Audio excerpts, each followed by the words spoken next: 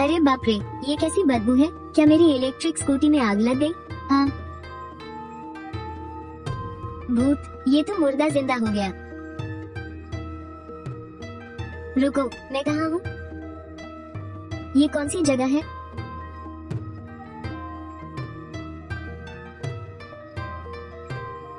तो इसका मतलब मैं टाइम ट्रेवल करके महान शिया राजवंश के माशान गांव में आ गया हूँ।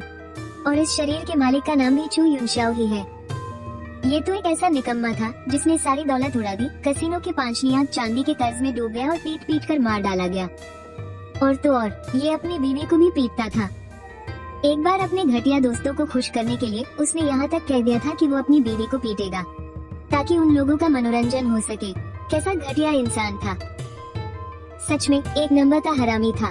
क्या कहा तुमने? अभी अभी वो मुर्दा जिंदा हो गया। भतीजे, अब कैसा लग रहा है? तुम्हें नहीं पता, तुमने तो हमारी जान ही निकाल दी थी।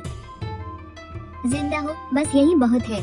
अब जब बच गए हो तो छिंगवान के साथ खुशी खुशी अपनी जिंदगी बिताना। कसिनो के पैसों का जुगाड़ तुम्हारे चाचा कर देंगे। मैं छिंगवान को कर्ज चुकाने के लिए कभी नहीं बिकने दूंगा। अरे सत्यानाश, छिंगवान, तुम इसका ध्यान रखना। वो बुढ़ा ब्लैक इस वक्त शायद इसके लिए ताबूत बना रहा होगा। मुझे फौरन जाकर उसे रोकना होगा।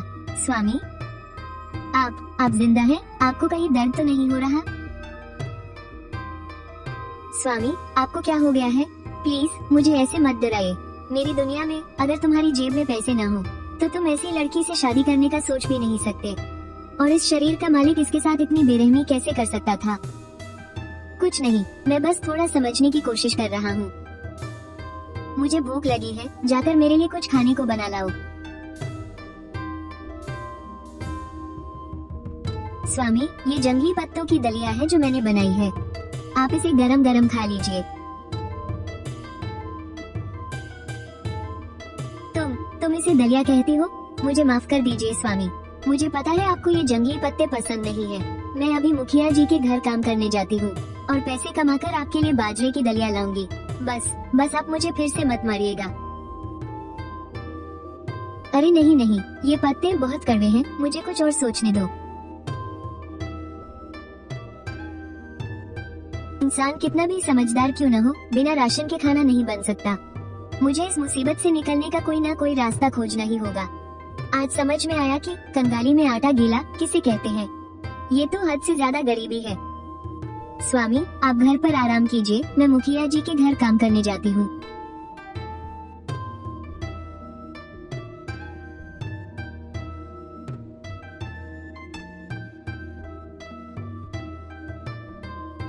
क्या मैं अभी कोई सपना देख रहा था? लगता है मैंने कुछ ज्यादा ही नॉवेल पढ़ लिए हैं, या फिर बीवी पाने की चाहत में मैं पागल हो गया हूँ। नहीं, रुको, ऐसा कैसे हो सकता है कि मॉल से अचानक सारे लोग गायब हो जाएं और वो आसमान से टपकी 200 किलो वाली मोटी मैडम कहाँ गई?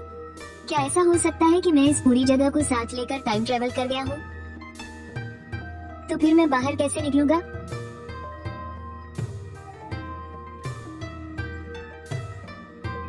मैं वापस आ गया। क्या ये मेरे सोचने से काम करता है? ओ भाई साहब, मैं तो अपने साथ पूरा का पूरा सुपरमार्केट लेकर टाइम ट्रेवल कर गया। हाँ, अब तो मैं इस पुराने जमाने का सबसे बड़ा भगवान हूँ। भला अब मेरी जिंदगी में किस चीज की कमी होगी? एक बार मैं ठीक हो जाऊँ, फिर अगर मैंने उन कमीनों की ईंट से ईंट नहीं बजा दी तो मेरा यहाँ आना ही बेकार है।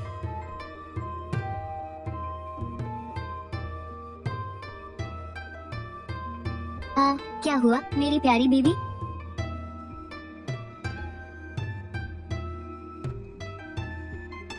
रसोई में भूत है। वहाँ वो सब चीजें, चावल का बर्तन पूरा भरा हुआ है और वहाँ मांस भी रखा है।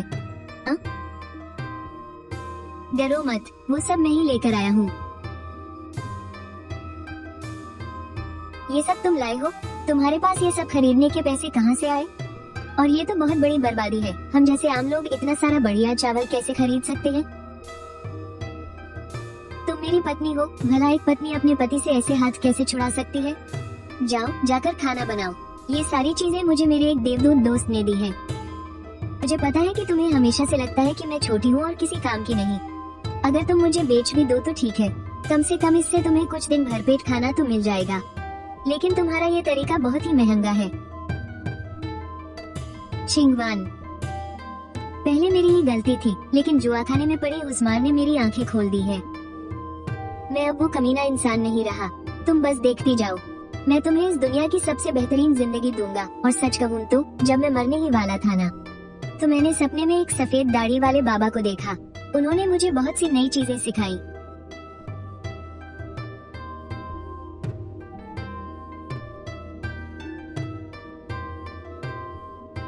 मेरा शरीर अब और नहीं सह सकता। मुझे पहले अपने जख्म भरने होंगे।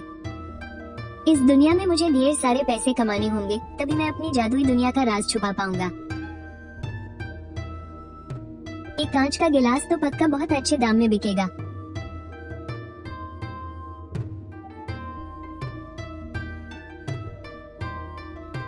खाना तैयार है स्वामी।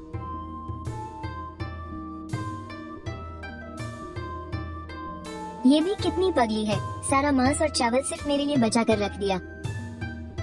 लगता है ये अभी भी बिल्कुल नहीं बदले हैं। क्या तुम्हें बुरा लग रहा है कि मैंने चावल का दलिया खा लिया? छिंगवान, अब से तुम्हें हर बार ऐसा ही भरपेट खाना होगा। अगर 1 महीने बाद भी तुम इतनी ही कमजोर और दुबली रही तो मैं तुम्हें यहाँ से भेज दूंगा। हालांकि इतने महंगे अनाज को देखकर दिल घबरा रहा है, लेकिन अंदर से बहुत अच्छा लग रहा है।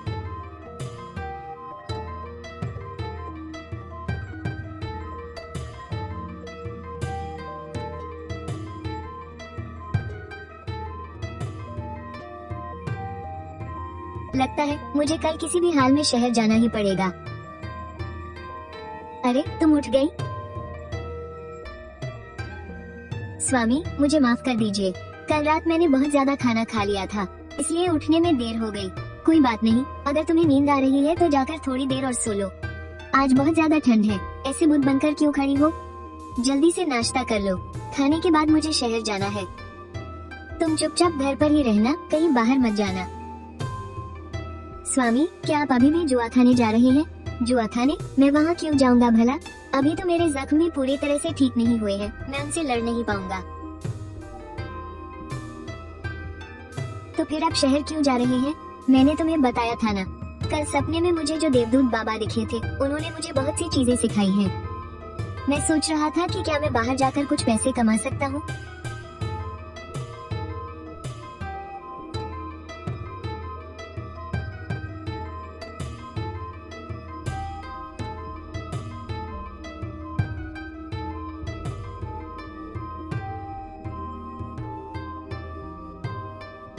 अरे भतीजे, अभी तो तेरे जख्म भी ठीक नहीं हुए और तू फिर से कस्बे जाकर अपना पैसा वापस जीतने की सोच रहा है। चाचा जी, आप यहाँ कैसे? मैं छिंग्युन शहर जा रहा हूँ। कस्बे के जुआ खाने नहीं जा रहा, शहर जा रहा है। कहीं ये लड़का छिंगवान को बेचकर अकेला तो नहीं रहना चाहता? नहीं, मुझे इसके पीछे जाना ही होगा।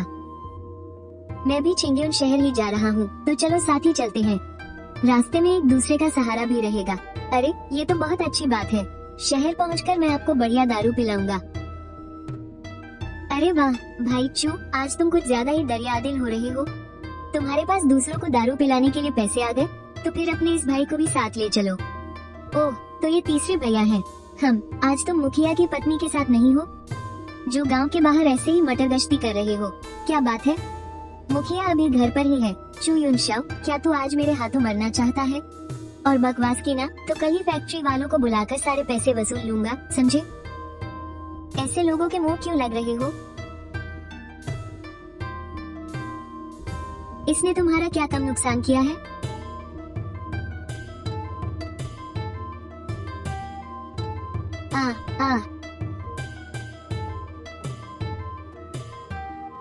तुम्हें अपने शरीर पर थोड़ा ध्यान देना चाहिए। जरा सी ही तो दूर चले हैं और तुम किसी बीमार चूजे की तरह हौंफ रहे हो।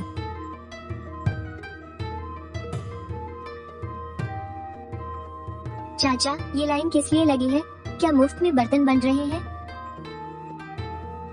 लगता है बाहर से आए हो। पता नहीं क्या कि शहर में घुसने के लिए टैक्स लगता है। माफ करना काकी, मैं तो गांव से हूँ ना, इसलिए यहाँ के नियम नहीं पता। गांव से? कौन से गांव से? अरे वो बहुत दूर पहाड़ियों में एक छोटा सा गांव है। काकी, आपने ये तो बताया ही नहीं कि अंदर जाने के लिए कितने पैसे लगेंगे। एक आदमी के 2 सिक्के। चाचा, आप ये क्या कर रहे हो? बस हमारा नंबर आने ही वाला है, लाइन से बाहर क्यों जा रहे हो? क्या तुम्हारे पास पैसे हैं? मेरे पास तो नहीं है। क्या आपके पास भी नहीं है? उफ, सारे पैसे तो तुम्हारी चाची के पास है, मेरे पास कहाँ से आएंगे? चलो अब वापस लौट चलते हैं, आज तो शहर के अंदर जाना नहीं हो पाएगा। मजाक कर रहे हो क्या? इतनी दूर पैदल चलकर आए हैं, अब वापस कैसे जा सकते हैं? चाचा, आप यही मेरा इंतजार करो, मैं जरा हल्का होकर आता हूँ। ही कामचोर कहीं का, जब देखो इसे टॉयलेट ही जाना होता है।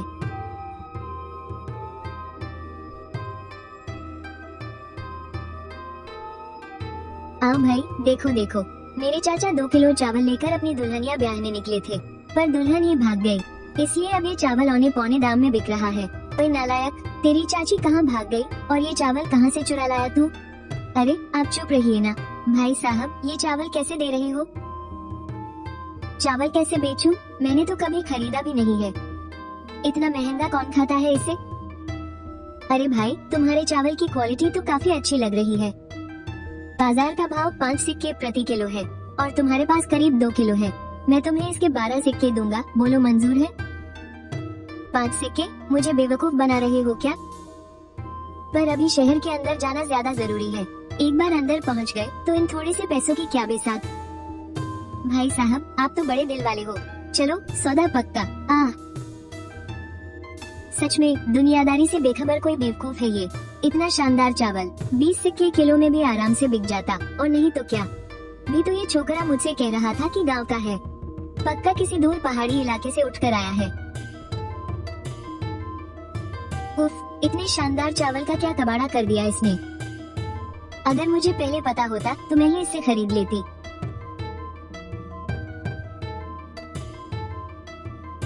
हम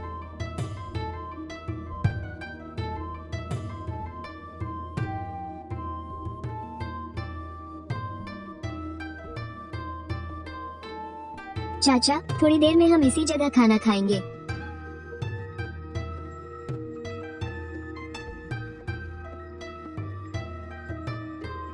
तू यहाँ क्या करने आया है?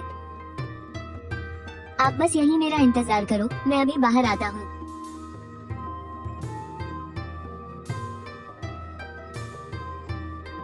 भीख मांगनी है तो कहीं और जा, मेरे धंधे के बीच में मत आ।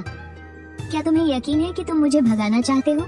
तुम्हें डर नहीं लगता कि तुम्हारा सेठ तुम्हारी पगार काट लेगा? तुम या तुम्हें नौकरी से ही निकाल दे।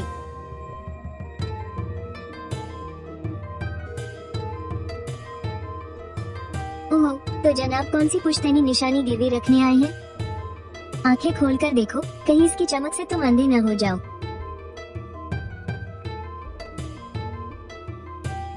ये चीज अनमोल है, लगता है कि सिर्फ राजधानी के वो बड़े बड़े रईस लोग ही इसे रखने की हैसियत रखते हैं। एक छोकरे, सच सच बता, इसे तूने किस अमीर घराने से चुराया है? सीधी तरह बता दे, इससे तुम्हारा क्या लेना देना? तुमसे बात करने का कोई फायदा नहीं, जाओ अपने सेठ को बुलाकर लाओ। इस छोकरे का रुतबा देखकर तो लगता है कहीं ये किसी बड़े घर का नवाबजादा तो नहीं जो बस भोला बनने का नाटक कर रहा है। जरा रुकिए। हुजूर, अंदर आ जाइए। जनाब, आप यहाँ थोड़ी देर आराम फरमाइए। मेरे बाप रे, इसे कहीं गिराकर तोड़ मत देना। मजाक है क्या? टफन ग्लास इतनी आसानी से थोड़ी ही टूटता है। इस बूढ़े की शक्ल तो देखो जरा, लगता है ये चीज बहुत ही कीमती है। कहिए जनाब, आप इसे वापस छुड़ाएंगे या हमेशा के लिए बेचना है? हमेशा के लिए, एकदम पक्का वाला सौदा। जरा जल्दी करो, बड़ी मुश्किल से इसे घर से चुरा कर लाया हूँ। अगर इन दिनों जुए में मेरी किस्मत खराब न चल रही होती तो मैं इसे कभी न बेचता। ये पक्का कोई बिगड़ा हुआ रईस है जो जुए में हारने के बाद घर का कीमती शीशा बेचने आ गया है। देखिए जनाब, सच कहूँ तो इस कीमती शीशे के प्याले का कोई खरीदार मिलना बहुत मुश्किल है। अगर आपको पैसों की बहुत जल्दी है तो मैं आपको बस इतने ही दे सकता हूँ। 5000 तोले चांदी, सौदा पक्का। हाँ हाँ हाँ हुजूर, मुझ बूढ़े से मजाक मत कीजिए। 500 तोले चांदी, बात खत्म। 1 तोला चांदी मतलब 1000 तांबे के सिक्के, तो 500 तोले चांदी से 1 लाख किलो चावल आ जाएगा। बुरा नहीं है, लेकिन सेठ जी, मुझे बेवकूफ बनाने की कोशिश मत करना। मेरी तरफ से पक्की कीमत है 800 तोले चांदी। अगर मुझे अपना हारा हुआ पैसा वापस जीतने की जल्दी न होती तो मैं इसे कभी न छोड़ता। अरे तू इतनी देर से अंदर क्या कर रहा था? मुझे लगा तू फिर से कोई खेल तमाशा करने चला गया। चाचा जी, यह कोई खेलने की जगह नहीं है। क्या आपको पढ़ना लिखना नहीं आता? मार खा खा कर तेरा दिमाग खराब हो गया है क्या? हमारा तो पूरा खानदान ही अनपढ़ है। बस एक तेरे बाबूजी और एक तू, यही दो लोग पढ़ना जानते हैं। ये बहुत भारी है चाचा जी, अब ही इसे उठाए। ये क्या बना है? अरे बाप रे। भतीजे, तू इतनी सारी चांदी कहाँ से लाया? सुनिए, कल रात मैंने एक सपना देखा था। मैंने सपने में एक सफेद दाढ़ी वाले बाबा को देखा। उन्होंने मुझे बहुत सारा जादू सिखाया। मैंने अंदर वाले सेठ की सालों पुरानी बीमारी ठीक कर दी और यह उसी का इनाम है। क्या सच में किसी देवता ने अवतार लिया है? भगवान ने हमारे चू खानदान पर कृपा की है। चाचा जी, उन सफेद दाढ़ी वाले बाबा ने कहा है कि यह बात किसी को मत बताना, वरना वो अपना जादू वापस ले लेंगे। तो भतीजे, अब हम कहाँ चलेंगे? बाबूजी के जाने के बाद चाचा जी ने मेरी बहुत मदद की है। वो छिंग श्वांग को लेकर काम ढूंढने भी जाते थे। मुझे उनका यह एहसान चुकाना ही होगा। चाचा जी, क्या आपको तांगा चलाना आता है? हाँ हाँ, इसमें न आने वाली क्या बात है। व्यापारी काफिले में तो मैं अनाज ढोने का ही काम करता था। बहुत बढ़िया, तो चलिए तांगा खरीदने चलते हैं। क्या कहा? हुजूर, क्या आप घोड़ा खरीदना चाहते हैं? बिल्कुल सही जनाब, बताइए आपको क्या दिखाऊं? हमारी इस शानदार और असली नस्ल की घोड़ी को देखिए, एक दिन में हजारों मील दौड़ती है। कोई बात नहीं, बस 100 मोहरे दीजिए और इसे ले जाइए। बाप रे, इतनी महंगी! क्या ये पुराने जमाने की रोल्स रॉयस है? चाचा, मुझे इन सब चीजों की कोई समझ नहीं है। तुम ही जाओ भाई, घोड़े तो बहुत महंगी और सरकारी चीजें होती हैं। ये लड़का आखिर सोच क्या रहा है? अरे, मुझे ये सब पल्ले नहीं पड़ता। हमें तो बस शहर के अंदर ही आना जाना होता है। हमें इन सब की जरूरत नहीं। चाचा, आपकी सोच बहुत छोटी है, पर ये चीजें बड़ी मजबूत और टिकाऊ, बिल्कुल आज के जमाने की किसी शानदार गाड़ी की तरह। ज्यादा सामान लाद कर तेज भागना भी बुरा नहीं है। बड़े भतीजे, अब कहाँ पैसे उड़ाने का इरादा है? हे दोनों हुजूर, क्या कपड़े खरीदने आए हैं? बस ऐसे ही देख रहे हैं हम। अरे सेठ जी, क्या आपकी इस दुकान में अब बच्चे भी आकर खरीदारी करने लगे हैं? ओए छोटे बच्चे, मैं तुझसे कह रही हूँ, क्या तू ये कपड़े खरीद भी सकता है जो इन्हें छू रहा है? क्या ये तुम्हारी दुकान है? ऐ छोकरे, तेरी इतनी हिम्मत कि तू मुझसे जबान लड़ाए। ये कपड़ा मुझे बहुत पसंद आ गया था, लेकिन अब तूने इसे छू लिया है। तो सेठ, अब मुझे ये नहीं चाहिए। आंटी, जरा अपनी शक्ल तो देखो, मोटी होकर बिल्कुल गोल मटोल फुटबॉल बन गई हो। हम क्या ये कपड़ा तुम्हारे बदन पर फिट भी आएगा? अगर आईना खरीदने की औकात नहीं है तो कम से कम चुल्लू भर पानी में ही अपनी शक्ल देखकर घर से निकला करो। तू बस मुझसे दूर ही रह। छी, तुम में से सड़ी हुई मछली की बदबू आ रही है। जरा भी साफ सफाई नहीं रखती क्या? कितने दिनों से नहाई नहीं हो? ये तो बहुत बुरी बात है। गंदगी पालने से बीमारियां होती हैं। क्या आजकल तुम्हें बहुत खुजली हो रही है? बच के रहना, कहीं कोई भयानक गुप्त रोग न हो जाए। मैंने अभी जो छुआ है वो सब पैक कर दो। और हाँ, जिस चीज को इसने हाथ लगाया है वो मुझे बिल्कुल नहीं चाहिए। मुझे डर है कि कहीं मुझे भी इन्फेक्शन ना हो जाए। क्या सच में जैसा इस लड़के ने कहा? क्या वाकई उसे वो गंदी बीमारी है? सत्यानाश, उसने अभी अभी बहुत सारे कपड़ों को छुआ था। चाचा, जरा अंदर आकर ये सामान उठवा लेना। मानना पड़ेगा, तुम्हारी नजर बहुत तेज है। इस आफत को आते देखकर ही तुम पहले बाहर खिसक लिए। लगता है तुम्हें इन गुप्त रोगों के बारे में अच्छी खासी जानकारी है। ही, छोटे साहब तो साक्षात भगवान के भेजे हुए वैद्य लगते हैं। एक ही नजर में उस औरत की बीमारी पकड़ ली। कहीं सेठ का उस औरत के साथ कोई चक्कर तो नहीं है? ये इतना पक्का कैसे कह सकता है? सेठ जी, मुझे आपके चेहरे की रंगत भी कुछ उड़ी उड़ी सी लग रही है। चाल भी थोड़ी डगमगाई हुई है। लगता है रात के अंधेरे में उन गलियों के खूब चक्कर लगाते हो, है ना? जरा संभल के रहा करो। क्या आजकल तुम्हारी भी तबीयत कुछ ढीली ढीली सी रहती है? इसने तो सब सच सच बता दिया। हे महान वैद्य जी, आपको मेरी जान बचानी ही होगी। मुझे कौन सी डॉक्टरी आती है भला? उस औरत में से इतनी बदबू आ रही थी तो जाहिर सी बात है कोई न कोई बीमारी तो होगी ही। और ये सेठ भी इतना मोटा और थुलथुल है, चलने में भी इसके पैर कांपते हैं। ऐसे 10 में से 9 लोगों को पक्का कोई दिक्कत होती ही है। हे सेठ जी, अरे इतने घबराने की जरूरत नहीं है। जहाँ तक तुम्हारी इस बीमारी का सवाल है, वैद्यक शास्त्र में इसे मर्दाना कमजोरी कहते हैं। कोई बहुत बड़ी बात नहीं है।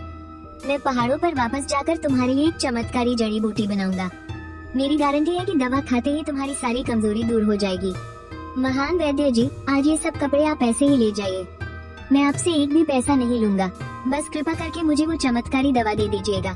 बाप रे, इस आदमी को तो अपनी मर्दानगी अपनी जान से भी प्यारी है। कपड़े और चावल तक नहीं चाहिए, तब तो फायदा ही है जब तुम खुद ऐसा कह रहे हो। तो अगली बार शहर आने पर मैं तुम्हारी इस पुरानी और जिद्दी बीमारी के लिए एक खास दवा बना दूंगा।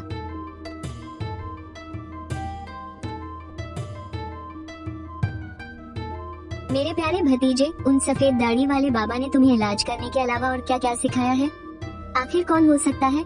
गिरवी दुकान का वो अमीर आदमी या फिर कपड़े की दुकान का मालिक? सबसे ज्यादा चांस तो उसी गिरवी दुकान वाले के लग रहे हैं। पक्का चांदी के सिक्कों के लिए आए हैं।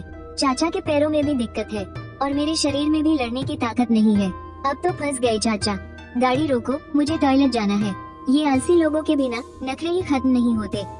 नहीं भी जाना हो तो भी दिमाग में चलता रहता है।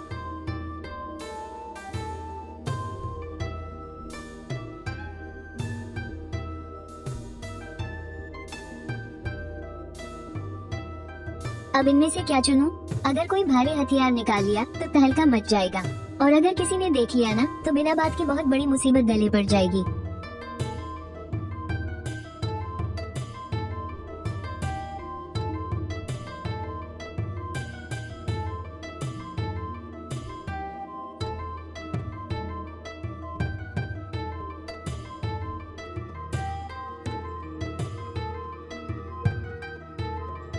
भतीजे, मुझे लग रहा है कि हमारा पाला लुटेरों से पड़ गया है।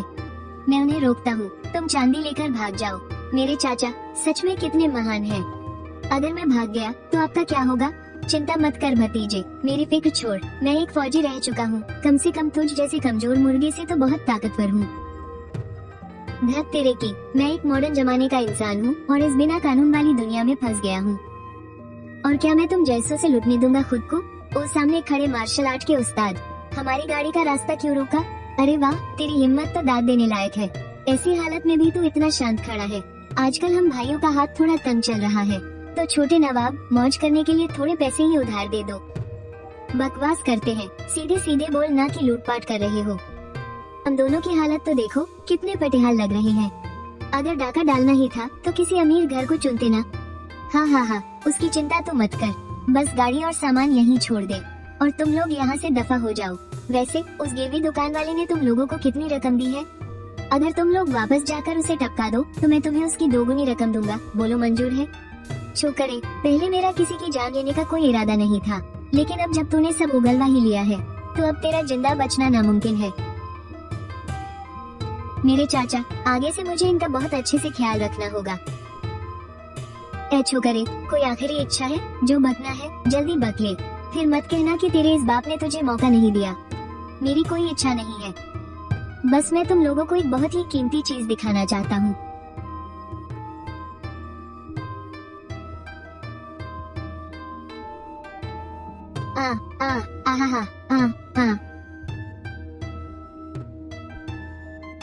चाचा, जल्दी से इनकी लाशों को खींचकर जंगल में फेंक दो। क्या तू ये सब क्या कर रहा है? फालतू सवाल मत करो, जल्दी हाथ बटाओ। अगर कोई आ गया तो मुसीबत हो जाएगी। क्या फुर्ती से काम तमाम किया है? एकदम साफ और सटीक, हर एक वार सीधे जान लेने वाला था। क्योंकि इन लोगों ने मेरे हाथ में ये जादुई हथियार देख लिया था तो इनका जिंदा बचना मुमकिन ही नहीं था। भतीजे, क्या ये हथियार भी तुम्हें उन्हीं भगवान वाले दादाजी ने दिया है? लगता है सफेद दाढ़ी वाले उन बाबा का बहाना बनाना मेरे बहुत काम आ रहा है। हाँ चाचा, बिल्कुल। जरा अपने हाथ वाले इस खंजर को ध्यान से देखो, क्या तुम्हें इसमें कुछ अलग महसूस हो रहा है? क्या ये कहानियों में जिक्र होने वाला जादुई खंजर है? अगर आप ऐसा कहते हैं तो यही समझ लीजिए। अगर आपको पसंद है तो ये मैं आपको तोहफे में देता हूँ। क्या इतनी कीमती चीज तुम मुझे दे रहे हो? नहीं भतीजे, मैं इसे नहीं ले सकता। अरे चाचा, जब मैं दे रहा हूँ तो चुपचाप रख लीजिए ना। आप मेरे चाचा हैं और हमेशा मेरा इतना अच्छे से ख्याल जो रखते हैं। आपको एक खंजर ही तो दे रहा हूँ, इसमें इतना सोचना क्या? अरे सब लोग जल्दी देखो, ये किस बड़े घराने का बेटा हमारे माशान गांव में आ गया है। अरे वो चुदाजूम नहीं है क्या? वो सच में खच्चर गाड़ी चला रहा है। हाँ यार, आज सुबह ही तो मैंने उसे अपने उस नकारा भतीजे के साथ शहर जाते देखा था। क्या वो अमीर होकर लौटे हैं? दाजूम कहाँ से इतना पैसा कमा लाया? उसने तो खच्चर गाड़ी भी खरीद ली। अरे नहीं भाई, ये तो मेरे भतीजे चुवाजी ने खरीदी है। मेरी क्या औकात जो ये सब खरीद सकूं। अरे मैं तो कहता हूँ चुवाजी ने बहुत पैसा कमा लिया है। शांति से घर बसाना ही असली समझदारी है। बेकार में इन दिखावे वाली चीजों पर पैसा बर्बाद कर रहा है।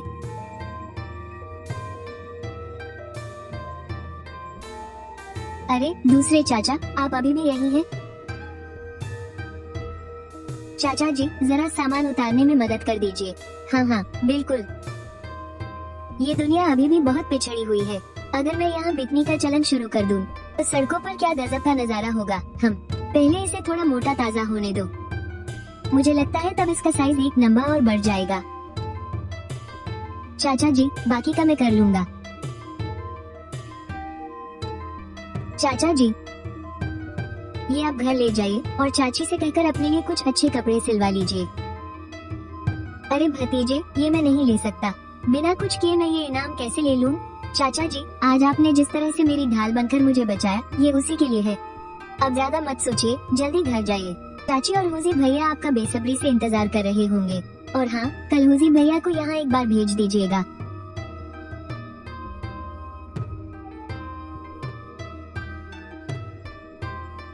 ऐसे बुत बनकर क्या खड़ी हो? जाओ जल्दी से खाना बनाओ। मेरी तो भूख के मारे जान निकल रही है। थोड़ा ज्यादा ही बनाना।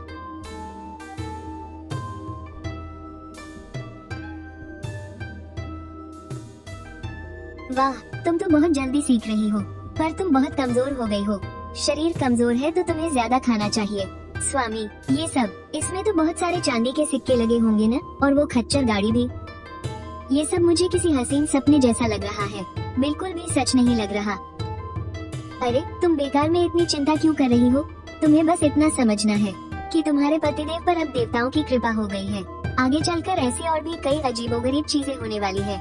तुम बस कुछ मत पूछो और अपने पति के साथ ऐश की जिंदगी जियो।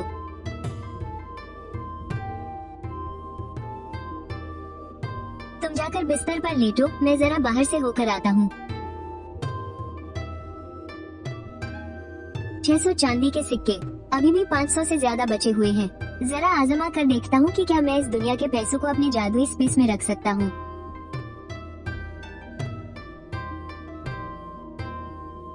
कसम से ये गजब की चीज है। अब से मुझे कहीं भी जाते वक्त सामान ढोने की जरूरत ही नहीं पड़ेगी। इस चीज ने तो मुझे सच में हैरान कर दिया है।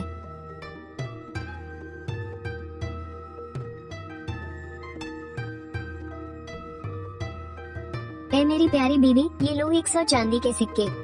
क्या तुम थोड़ी देर मुझसे बातें करोगी? उफ, तुम तो मजाक भी नहीं समझती, सारा मजा किरकिरा कर दिया। स्वामी, आपके पास इतना सारा पैसा कहाँ से आया? आज शहर में मैंने एक बहुत अमीर आदमी का इलाज किया था, ये उसी का इनाम है। स्वामी, इसे जल्दी से छिपा दीजिए, वरना किसी को पता चल गया तो लुटेरे आ जाएंगे। उफ, मेरी बीवी में सब कुछ अच्छा है, बस इसे रोने की बहुत आदत है। एक गरीब किसान लड़की की नजरों में 100 चांदी के सिक्के भी दुनिया की सबसे बड़ी दौलत होते हैं। इसे देखकर ये पागल नहीं हुई, यही बहुत बड़ी बात है। तुम इसे रख लो ना, ये मैंने तुम्हें ही दिए हैं, अपने पास कुछ पैसे रखा करो, बुरे वक्त में कभी भी काम आ सकते हैं। मेरे लिए इतने सारे पैसे मैं नहीं रख सकती, बेहतर होगा कि आप ही इन्हें अपने पास रखें। मेरी भोली बीवी, अब हमारे पास बहुत पैसा है, अब हमारे वो पुराने गरीबी वाले दिन लग चुके हैं। तुम्हें अब एक अमीर घर की मालकिन की तरह सोचना होगा, ठीक है? मैं चाहता हूँ कि कल सुबह जब हमारी आँख खुले, मुझे अपने सामने एक बेहद आत्मविश्वासी और खूबसूरत ली छिंगवान खड़ी नजर आ रही है। जी स्वामी, आप जो कहेंगे मैं वही करूँगी। वो सारे कपड़े तुम्हारे लिए ही खरीदे हैं, पता नहीं तुम्हारे नाप के हैं भी या नहीं। तुम जाकर पहन कर देखो, जो सही न आए वो चाची जी को दे देना, और उन कपड़ों के थान से थोड़ी मेहनत करके मेरे लिए भी कुछ कपड़े सिल देना। तो आपने सिर्फ कपड़ा ही नहीं, बल्कि खास तौर पर मेरे लिए सिले सिलाए कपड़े भी खरीदे हैं, और वो भी सिर्फ एक जोड़ी नहीं। उसे एकदम से भूखमरी की हालत से निकालकर एक अमीर इंसान की जिंदगी की आदत डलवाना सच में कोई एक दिन का काम नहीं है। अरे ये क्या हो रहा है? बदलो ना कपड़े, क्या कर रही हो तुम? स्वामी, मैं कपड़े बदलने जा रही हूँ। तो बदलो ना, कपड़े बदलने के लिए मुझसे इजाजत लेने की क्या जरूरत है?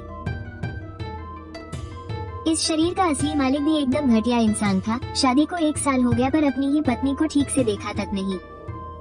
छिंगवान, हम पति पत्नी हैं, क्या अब भी हमारे बीच कोई पर्दा होना चाहिए? तुम बदलो, मैं यही हूँ। इसकी इतनी गोरी त्वचा पर ये छोटे बड़े नीले और जामुनी घाव के निशान, लानत है मुझ पर, ये सारे जख्म मैंने ही इसे दिए हैं। क्या स्वामी को अभी मेरा शरीर पसंद नहीं है? चिंगवान, पहले जो हुआ उसके लिए मुझे माफ कर दो, मेरी ही गलती थी। ये वो चमत्कारी दवा है जो सपने में मेरे गुरुजी ने मुझे दी थी। लाओ, मैं इसे तुम्हारे घावों पर लगा देता हूँ। अपनी बेकाबू होती इच्छाओं को जबरदस्ती दबाते हुए। वाह, मैं सच में कितना शरीफ इंसान हूँ। अरे कौन है? दरवाजा पीटना बंद करो, वरना ये टूट कर गिर जाएगा।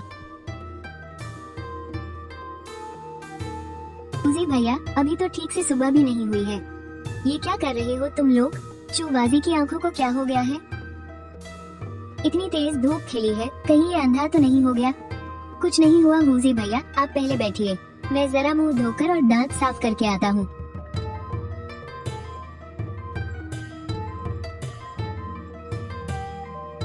अरे बहू, जल्दी इधर आओ, चूबाजी को किसी ने जहर दे दिया है।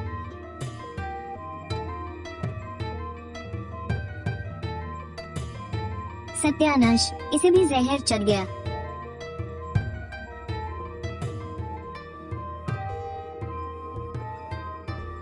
अरे ओ नमूने, मैं अपने दांत साफ कर रहा हूँ। अरे यार, मेरे पीछे भागना बंद करो। चूबाजी, तो क्या सच में तुम्हें जहर नहीं दिया गया?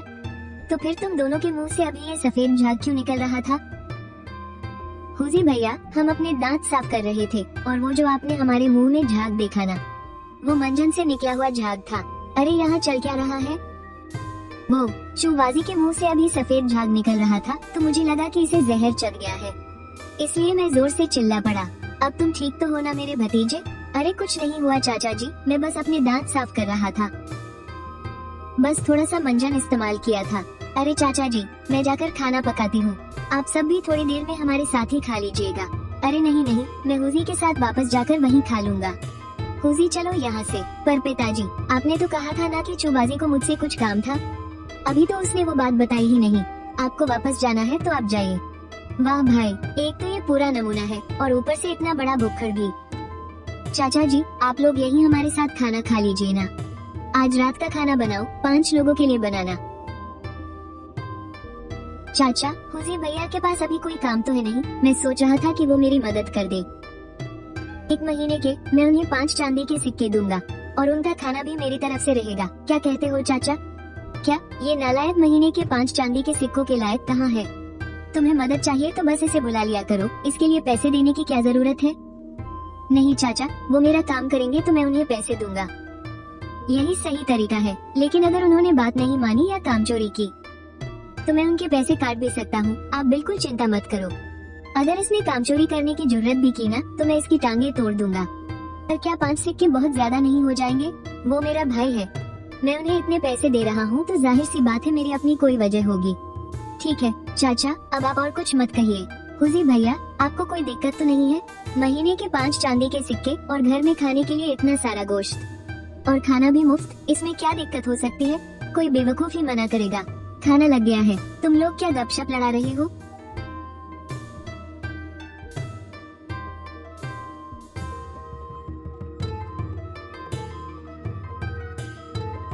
इसकी खुराक देखकर तो लगता है महीने के 5 चांदी के सिक्के देना घाटे का सौदा नहीं है।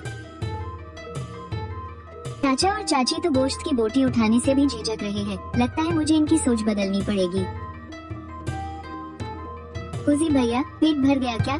नहीं, हाँ भर गया। हुजी भैया, आप मेरे साथ काम करो, बस मेरी बात मानते रहना। ये तो वादा नहीं करता कि रोज गोश्त खाने को मिलेगा, लेकिन इतना जरूर है कि हर 2-4 दिन में आपको जी भर के खाने को मिलेगा।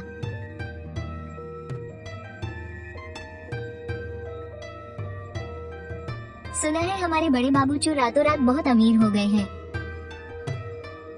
लगता है ये सच ही है, तभी तो बकरे का गोश्त खाया जा रहा है। लगता है जुए खाने वाले अपने पैसे वसूलने आ धमके हैं। अरे ये तो सान भैया है, इतने सारे लोगों को साथ लाए हो, क्या बात है? कहीं सरपंच की बीवी के साथ तुम्हारे चक्कर का भंडा तो नहीं फूट गया? चू यून शाओ, अपनी जुबान पर लगाम रख, औरतों की तरह इधर उधर की बकवास करना बंद कर। बको, सुबह सुबह मेरे यहाँ मुंह उठाकर क्यों चले आए? ये कस्बे के सानी जुए खाने वाले लौंग भाई हैं। तुमने जो जुए खाने के 5 चांदी के सिक्के देने हैं, अब उन्हें चुकाने का वक्त आ गया है ना? चू युनशाओ नाम है ना तुम्हारा? कुछ दिन पहले तुमने जुए खाने से 5 चांदी के सिक्के उधार लिए थे। उस पर ब्याज जुड़कर वो पूरे 8 सिक्के हो गए हैं। चलो पैसे निकालो भाई, ये तो सरेआम लूट है। 8 सिक्के, 8 चांदी के सिक्के देना कोई बड़ी बात नहीं है, पर मेरे पास खुले पैसे नहीं है यार। क्या तुम मुझे वापस छुट्टा दे दोगे? लगता है ये लॉन्डो सच में पैसे वाला हो गया है। कल चाई चाचा और बाकी लोगों ने भी देखा था कि ये खच्चर गाड़ी चलाकर घर वापस आया था। बिल्कुल सही। जरा चिंगवान को तो देखो, उसने ऐसे कपड़े पहने हैं जो सिर्फ शहर वाले ही पहन सकते हैं। वैसे तुम्हें ये 10 सिक्के दे दूं तो भी कोई दिक्कत नहीं है, मुझे कोई फर्क नहीं पड़ता। वाह लड़के, मान गए, तुम तो बहुत समझदार निकले। लाओ पैसे इधर दो। भैया तुम इनमें से कितनों की हड्डी पसली एक कर सकते हो? हाँ, पेट भर गया है, इन सबको एक साथ पी सकता हूँ, कोई दिक्कत नहीं। महान शिया कानून के मुताबिक अगर कोई जबरदस्ती किसी के घर में घुसकर हमला करे तो उसे वही मार गिराने पर कोई सजा नहीं होती। लॉन्ग भाई, तुम्हें पैसे देने में मुझे कोई दिक्कत नहीं है, लेकिन मुझे याद है उस दिन मुझे लात घूंसे मारने में तुम सब शामिल थे ना? तो क्यों ना मैं भी तुम्हें वापस पीटूं, तब जाकर हिसाब बराबर होगा। ओ छोकरे, ज्यादा हवा में मत उड़। मुझसे पंगा लेने की तेरी हिम्मत कैसे हुई? लड़को, टूट पड़ो इस पर।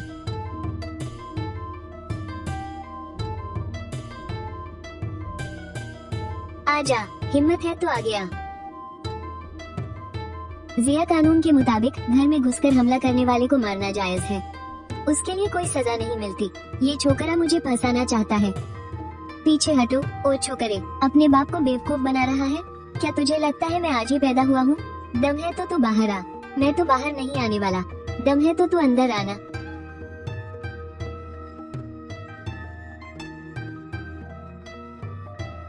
अरे ये लड़ाई होनी भी है या नहीं? छोकरे तू बस इंतजार कर, अगर दम है तो इस कमरे से कभी बाहर मत निकलना। फिक्र मत कर, तेरा बाप कल ही शहर जा रहा है, फिर देखना मेरी हिम्मत।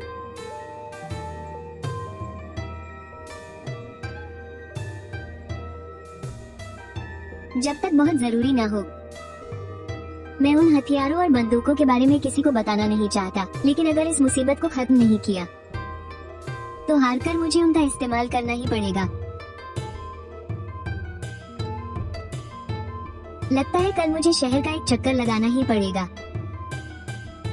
छिंगवान, मैं जरा पहाड़ों की तरफ जा रहा हूँ, तुम चुपचाप घर पर ही रहना।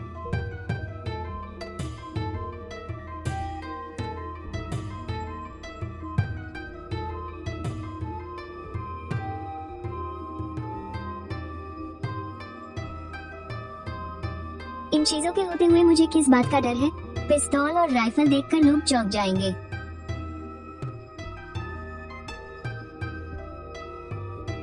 लेकिन इस लंबी तलवार और तीर कमान से कोई दिक्कत नहीं होनी चाहिए।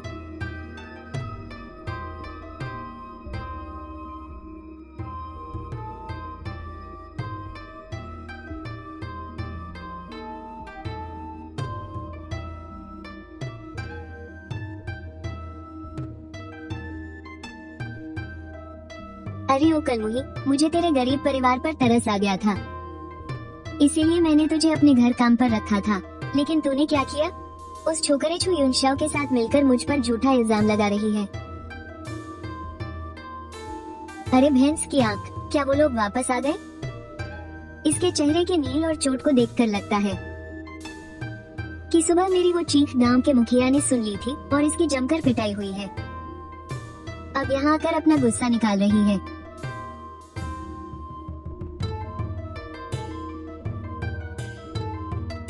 लोग सच ही कहते हैं, सूखे चेहरे वाले बड़े जालिम होते हैं। लगता है चेहरा सचमुच दिल का हाल बता देता है। मैं तो बस यही सोच रहा हूँ कि मासान ने तुम्हारे साथ चक्कर कैसे चला लिया। हाँ हाँ हाँ, ओए छोकरे, तेरी वापस आने की हिम्मत कैसे हुई? अगर आज मैंने तेरा मुंह नहीं नोच लिया ना, तो मेरा नाम भी माशान की कली नहीं। अरे बाप रे, तुम्हारी जैसी शक्ल और माशान की कली? हाँ, शीशा खरीदने की औकात नहीं है क्या? अगर आईना नहीं है तो चुल्लू भर पानी में ही अपनी शक्ल देख लेती। कभी खुद को देखा भी है? हाँ हाँ हाँ, छोकरे, मुझे लगता है तेरी मौत आई है। क्या तेरा माशान में रहने का मन भर गया है?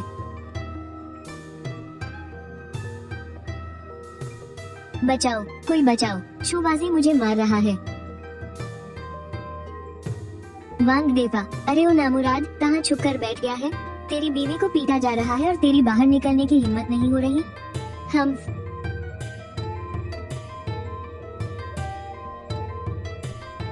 शूबाजी, ये क्या बदतमीजी है? दिन दहाड़े अपने से बड़ों पर हाथ उठा रहे हो।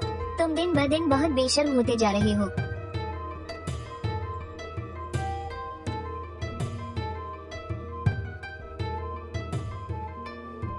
वांग चाचा, अगर ये औरत मेरे घर आकर मेरी बीवी को परेशान ना करती तो मैं इस पर कभी हाथ नहीं उठाता।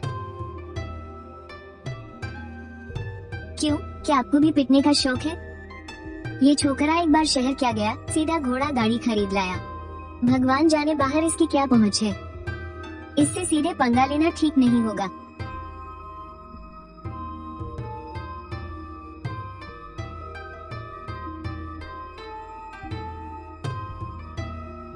वांग चाचा, मेरी मानो तो जल्दी से किसी वैद्य को दिखा लो। मुझे जो यह मरी हुई मछली की बदबू आ रही है ना, कहीं ये कोई गंदा रोग तो नहीं? क्या ये छोकरा कोई वैद्य है? कुछ दिन पहले मासान के साथ मुंह काला करने के बाद से ही मुझे बहुत भयंकर खुजली हो रही है। अच्छा, तो इसीलिए ये कमीनी पिछले कुछ दिनों से मुझे खुद को छूने तक नहीं दे रही थी और इसके बदन से ये मरी हुई मछली की बदबू भी आ रही है। तो सच में ये बाजारू औरत कोई गंदा रोग घर ले आई है। ए कमीनी औरत, चल घर वापस, अभी बताता हूँ तुझे। साली, सबके सामने मेरी और फजीहत मत करा। अरे ओ बहनों, तुम सब भी अपने अपने घर जाओ और जाकर अपने अपने पतियों और भाइयों से कहो कि वो भी वैद्य से अपनी जांच करवा ले। मेरा वो निखट्टू आदमी कहाँ गया? अभी तो यही था। अरे ओ कमबख्त, मुझ में ऐसी क्या कमी थी जो तू उस चुड़ैल के पास गया? हाँ हाँ हाँ हाँ हाँ हाँ।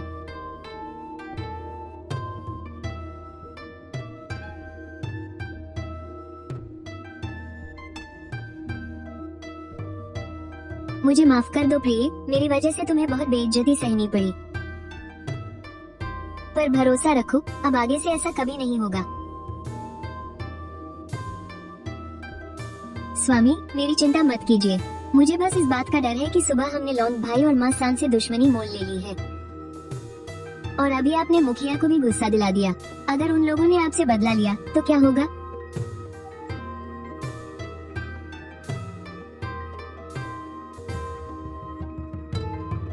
प्रिय, तुम बिल्कुल फिक्र मत करो। तुम्हारा पति कोई कच्ची गोलियां नहीं खेला है। मेरे पास देवता दादा का दिया हुआ ये दिव्य अस्त्र है। भला मैं उनके बदले से क्यों डरने लगा? इसकी ताकत तो देखो। मुझे कल किसी काम से शहर जाना होगा, तुम्हारी सुरक्षा के लिए। तुम कुछ दिन घर से बाहर मत निकलना और किसी को भी भनक मत लगने देना कि मैं शहर गया हूँ। अगर कोई भी इस चौखट के अंदर कदम रखने की जरूरत करे तो सीधा उसे मार गिराना।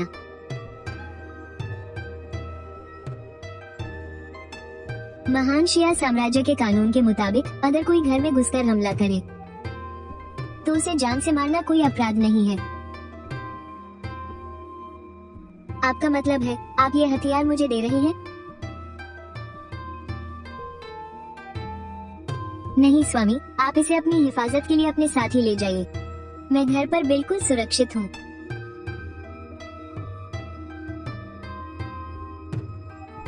कोई बात नहीं, देवता दादा ने मुझे ऐसे बहुत से दिव्य अस्त्र दिए हैं। मेरे पास और भी हैं, इसलिए तुम मेरी फिक्र मत करो।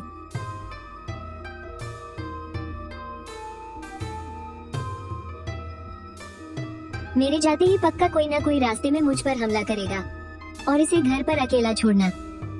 इसके पास अपनी हिफाजत के लिए कोई हथियार होना ही चाहिए।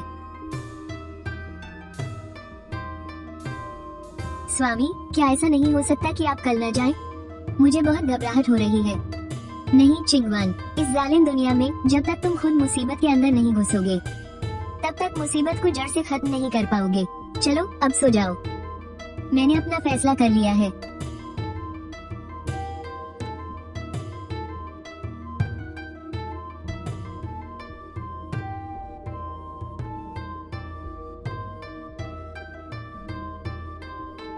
कल ही मैंने उस मासान को पिछली पहाड़ी पर छुपते छुपाते देखा था। मुझे पता था कि वो अभी भी नजर रखे हुए है।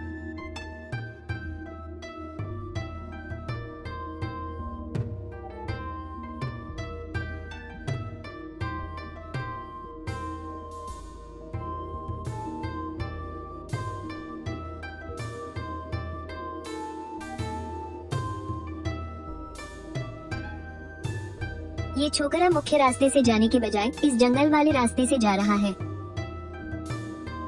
ऊपर वाला भी हमारे ही साथ है।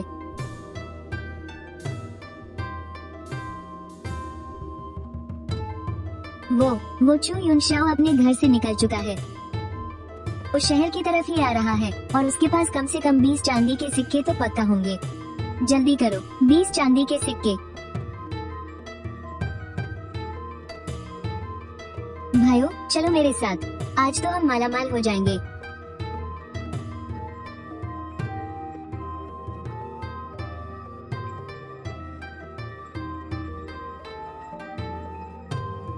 सही है, पूरी टीम को एक साथ ही रहना चाहिए। लगता है किंगवान बिल्कुल सुरक्षित है।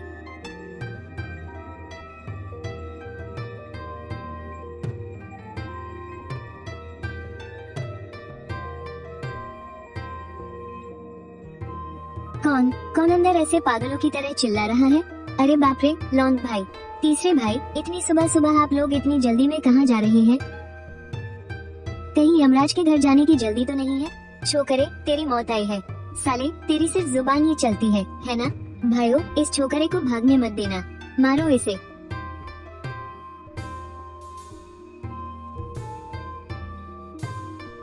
ओए छोकरे, अगर हिम्मत है तो भाग मत। अब देख मैं तेरा कैसा बुरा हाल करता हूँ।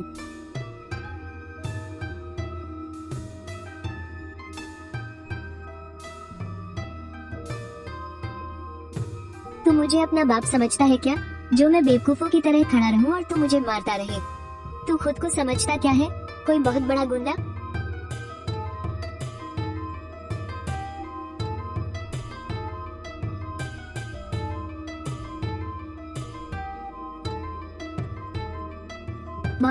और नहीं भागा जाता। अगर मैं थोड़ा और भागा तो मेरे फेफड़े फट जाएंगे। भागना? अब क्यों नहीं भाग रहा? क्या मरने के लिए कोई अच्छी जगह ढूंढ ली है?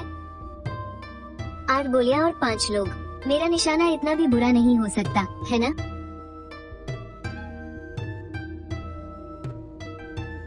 लॉन्ग भाई, बताइए ना, मुझे छोड़ने की क्या कीमत लोगे?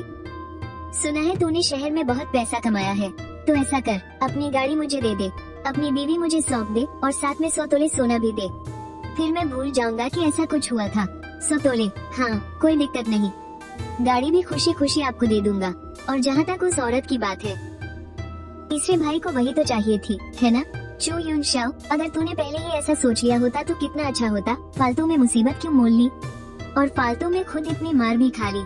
हे तीसरे भाई, लॉन्ग भाई, वो क्या है ना, पहले मुझे इतनी समझ नहीं थी। ऐसा करो, तुम लोग जरा इधर आओ, मैं तुम्हें एक बहुत ही कीमती चीज दिखाता हूँ। कैसी कीमती चीज? साले, तू अभी भी कोई नई चाल चलने की सोच रहा है क्या?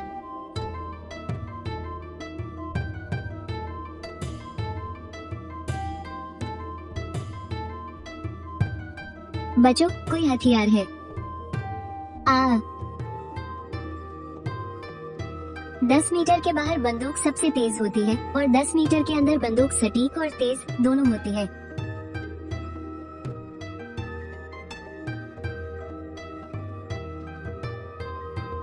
बचाओ।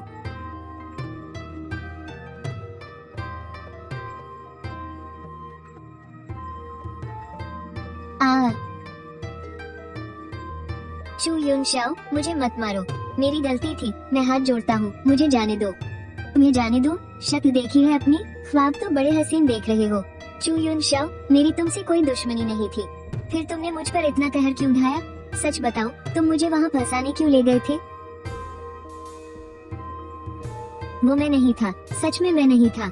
उस दिन लॉन्ग भाई मेरे घर आए थे, उनकी नजर किंगवान पर पड़ गई थी, इसीलिए उन्होंने मुझे तुम्हें फंसाने के लिए कहा था। मौत सामने खड़ी है और तू अभी भी झूठ बोल रहा है। किंगवान तो कभी घर से बाहर ही नहीं निकलती, तो लॉन्ग भाई उसे कैसे देख सकते हैं? पक्का तेरी खुद की नीयत खराब होगी, इसीलिए तूने उनके साथ मिलकर यह जाल बिछाया। खैर, अब इन बातों का कोई फायदा नहीं। जिसने मेरी बंदूक देख ली उसका बचना नामुमकिन है। ठीक है, तूने इतनी ईमानदारी दिखाई है तो इनाम के तौर पर मैं तुझे सीधे जहन्नुम की 18वीं मंजिल पर भेज देता हूँ। हाँ हाँ हाँ, आओ आओ तीसरे भाई, जरा गहरी सांस लो, वरना अगर सांस अटक गई ना तो खून के फव्वारे छूटने लगेंगे।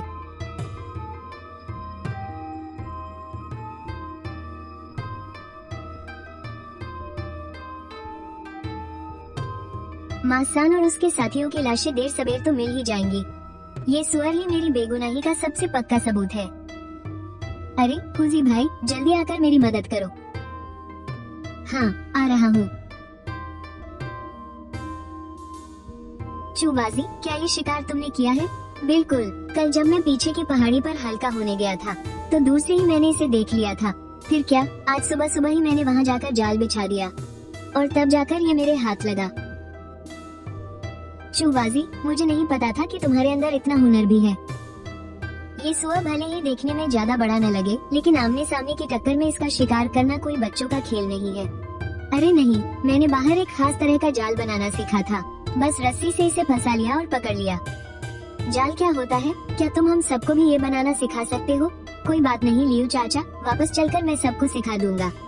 मेरे पिताजी के जाने के बाद आप सबने जिस तरह से मुझे संभाला है उसका शुक्रिया अदा करने के लिए मैंने ये फैसला किया है कि इस सुअर की दावत आज हम सब मिलकर खाएंगे। क्या चूबाजी, माना कि ये काफी बड़ा है, लेकिन अगर पूरा गांव मिलकर खाएगा तो ये बस एक ही बार की दावत के लिए काफी होगा। क्या तुम सच में इसे बांटना चाहते हो? लियो चाचा, आपने जो मुझ पर एहसान किए हैं वो मुझे अच्छी तरह याद है, और अब तो मेरे दिन भी बदल गए हैं। हाँ हाँ हाँ हाँ हाँ हाँ। मुफ्त की दावत खाने के बाद तो सबको मेरा एहसान मानना ही पड़ेगा। एक बार गांव वालों ने ये दावत उड़ा ली तो अगर कल को सरकारी लोग छानबीन करने आए भी तो पूरा का पूरा गांव खुद आगे आकर मेरी गवाही देगा। भाग्यवान, कोई अच्छी सी जगह देखकर इन्हें पालना शुरू कर दो। इन्हें पालें। इन सुअरों के मांस में जहर तो नहीं होता, लेकिन ये खाने में बिल्कुल अच्छे नहीं लगते। कोई बात नहीं, मेरे पास एक तरकीब है। मुझे यकीन है कि आगे चलकर ये पैसे कमाने का एक बहुत बढ़िया जरिया बनेंगे। इस जमाने के लोगों को मांस की बदबू दूर करनी नहीं आती, इसलिए वो सुअर का मांस नहीं खाते। सुअर पालकर मुनाफा कमाने का मेरे लिए ये एकदम सही मौका है। स्वामी, क्या सारे मसले सुलझ गए? तुम बेफिक्र रहो, अब कोई भी हमें परेशान नहीं कर पाएगा। है फूजी भाई, तुम्हें एक काम के लिए थोड़ी तकलीफ देनी थी। जरा शहर जाकर कुछ अनाज और शराब तो ले आना। पूरे गांव में 100 से ज्यादा लोग हैं, सिर्फ एक सुअर से सबका पेट नहीं भरने वाला। बेफा, इस बार मुझे माफ कर दो, मेरी तो जैसे मती ही मारी गई थी। उस मासान ने मुझे अपनी बातों में उलझा लिया था। सच कहूँ तो मैं अंदर से ऐसा बिल्कुल नहीं चाहती थी। अरे ओ कलमुही, तुझे ये सब कहते हुए जरा भी शर्म नहीं आती? अगर चूबाजी न होता तो मैं तो धोखे में ही जीता रहता। उस दिन मेरे साथ दवाखाने जाने वाला वो माल आवा और बाकी के आदमियों ने क्या कहा था बता? कल जब मैं इसे अपनी बीमारी की जांच कराने दवाखाने ले गया तो देखा कि गांव के कई और आदमी भी अपनी जांच कराने वहीं पहुंचे हुए थे। मुझे तो ऐसा लग रहा था जैसे पूरे गांव के सामने मेरी मर्दांगी का ही मजाक बन गया हो। शुक्र है कि किसी को कोई बीमारी नहीं निकली, लेकिन मेरी तो सबके सामने नाक ही कट गई।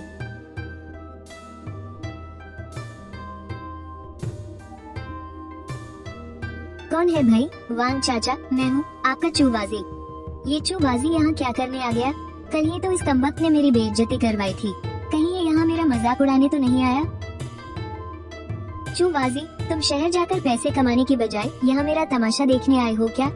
वांग चाचा, आप ये क्या कह रहे हैं? ये तो बस एक गलतफहमी थी। क्या मैंने ये सब आपकी सेहत की फिक्र करते हुए नहीं किया था?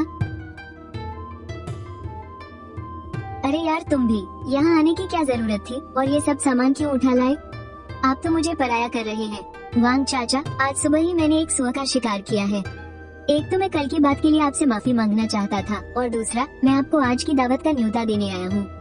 देखा, इस पूरे गांव में आज भी मुझ वांग देफा का ही सिक्का चलता है। तुम्हारे पास 2 पैसे आ गए तो क्या हुआ? फिर भी मेरे दरवाजे पर मांस का चढ़ावा लेकर मेरे पैर पड़ने ही पड़े। सच सच बताना चूबाजी, कहीं तुम्हारे मन में कोई खोट तो नहीं? अरे, तुम्हें ये बुरा याद रहा। चलो, मैं थोड़ी देर में वहाँ पहुँचता हूँ। सरकारी लोग कत्ल की जांच के लिए सबसे पहले सरपंच के पास ही आएंगे। अच्छा है कि मैं पहले ही गोश्त खिलाकर इस बुढ़े का मुंह बंद कर दूं। इससे बहुत सारी मुसीबतें कम हो जाएंगी। अरे चो, ये बचे हुए 200 सिक्के तुम रख लो। तुम भाइयों ने बहुत मेहनत की है, इसे आपस में बांट लो। बांट लो। हाँ हाँ हाँ हाँ, सुनो। हाँ हाँ, ये चीज तो पानी जैसी फीकी है, क्या इसे भी शराब कहते हैं? हाँ हाँ हाँ, लड़के तू तो सच में अमीर हो गया है। इतनी सारी शराब के लिए तो बहुत सारे पैसे लगे होंगे, है ना? वांग चाचा, आप मेरा मजाक मत उड़ाइए, बस थोड़े बहुत पैसे ही कमाए हैं।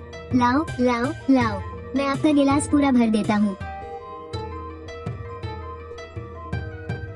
ये चू, ये शराब, ये शराब। कहीं वांग देफा को कुछ शक तो नहीं हो गया? भले ही यह पानी मिली हुई एर्गोदोश शराब हो, फिर भी यह इस जमाने की शराब से कहीं ज्यादा बेहतर है। लड़के, तू इसे पक्का शहर से खरीद कर लाया है ना? गांव कस्बे की शराब में ऐसा स्वाद कहाँ। मुझे तुम्हारा यह नासमझो वाला भोलापन बहुत पसंद है। हाँ, पिछली बार शहर गया था तो थोड़ी सी ले आया था, लेकिन ज्यादा नहीं है। थोड़ी देर में मैं वांग चाचा के लिए थोड़ी सी पैक कर दूंगा। गांव वालों, आज हमें चू ने दावत पर बुलाया है। हम सबकी किस्मत अच्छी है कि हमें गोश्त खाने और शराब पीने को मिल रही है। ये देखकर इस बूढ़े का दिल बहुत खुश है।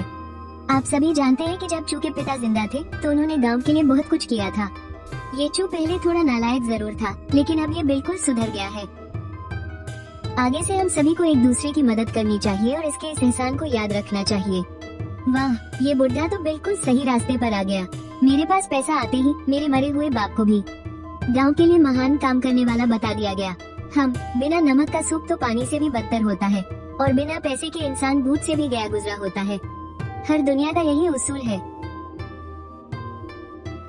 भाइयों, चू पहले बहुत बिगड़ल था, लेकिन अब बिल्कुल बदल गया है। तो ज्यादा बातें न करते हुए आप सबके नाम एक जाम।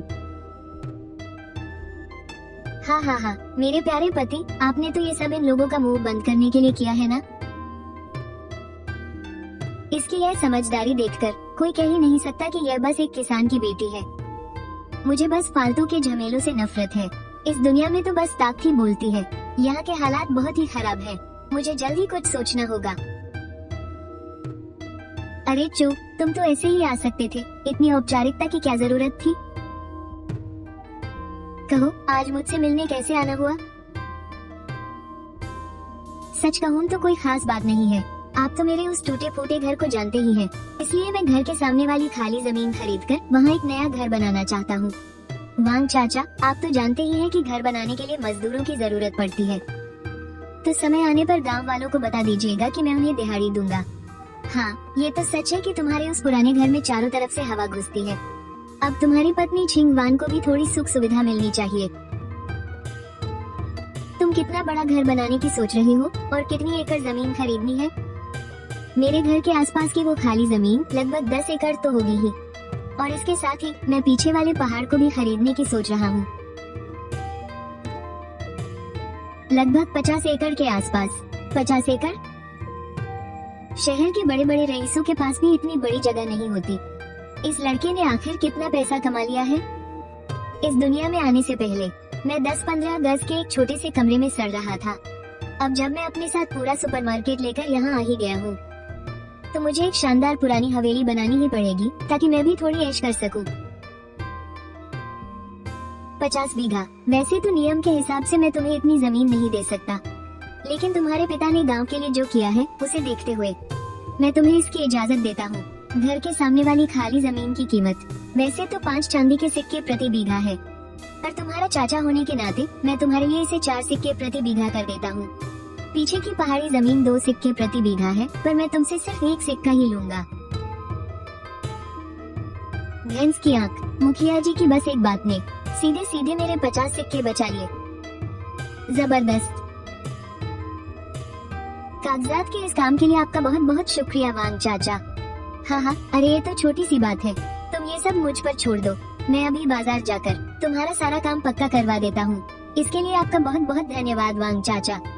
जब आप बाजार से लौटे तो खाना हमारे घर ही खाएगा। मैं आपके लिए कुछ बढ़िया सा बनवाऊंगा।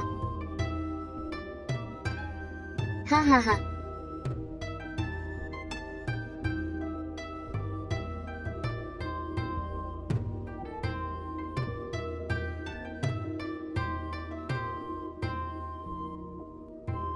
10 बीघा समतल जमीन के 40 सिक्के और 40 बीघा पहाड़ी जमीन के भी 40 सिक्के, कुल मिलाकर 80 सिक्के हुए। वो कब बेचकर मुझे 600 सिक्के मिले थे। 100 सिक्के मैंने छिंगवान को दे दिए और बाकी के छुटपुट खर्चे मिलाकर मेरे पास अभी भी 300 से ज्यादा सिक्के बचे हैं। पर हवेली बनाने के लिए इतने पैसे काफी नहीं होंगे। मुझे कल चिंग्यून शहर जाकर थोड़े और पैसे कमाने ही पड़ेंगे।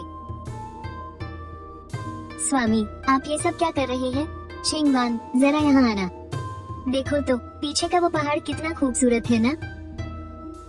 है, इस पहाड़ में ऐसा क्या खास है? वैसे हम यहाँ खूब सारी खेती कर सकते हैं। खेती? अरे तुम्हारी सोच बहुत छोटी है। जब हमारे पास पैसे हैं तो हम खेती क्यों करेंगे? मैं घर के सामने की इस सारी खाली जमीन पर अपनी एक शानदार हवेली बनाऊंगा और पीछे का ये पहाड़ हमारा अपना बगीचा होगा। और तब मैं शहर जाकर तुम्हारी सेवा के लिए कुछ दासियां ले आऊंगा। तुम्हें बस घर पर रानी की तरह सज संवर कर रहना है। लेकिन इतने बड़े घर के लिए बहुत सारे पैसों की जरूरत पड़ेगी ना, और मुझे किसी दासी की कोई जरूरत नहीं है। मैं अकेले ही आपकी अच्छी तरह सेवा कर सकती हूँ। पैसों की चिंता तुम मुझ पर छोड़ दो। तुम भूल गई क्या कि मैं एक सिद्ध महात्मा का शिष्य हूँ? तुम बस घर पर रहकर ऐश करने की तैयारी करो। कसम से आज से तुम्हारा भाई भी एक बड़ा जमींदार बन गया है। पर ये तो मेरी कामयाबी की बस पहली सीढ़ी है। आगे चलकर मैं इसे गर्मियों में छुट्टियां बिताने वाली हवेली बनाऊंगा। हमें एक दूसरे का साथ निभाते हुए 1 साल से ज्यादा हो गया है। आगे की जिंदगी हम आराम से बिताएंगे। जिंदगी भर आपका साथ मिले, मेरे लिए बस इतना ही काफी है। लगता है इस शरीर के पिछले मालिक की कमजोरी की वजह से इसे कोई गलतफहमी हो गई है। मेरा भी मन करता है कि मेरी बहुत सारी बीवियां हों, पर मुझे डर है कि कहीं मेरा ये कमजोर शरीर बिस्तर पर ही टूटकर ना बिखर जाए। कोई जल्दी नहीं है, तुम इतनी हसीन हो, मैं तुम्हें इस टूटे हुए बिस्तर पर कैसे प्यार कर सकता हूँ? हमारा नया घर बनने तक का इंतजार करो, फिर देखते हैं।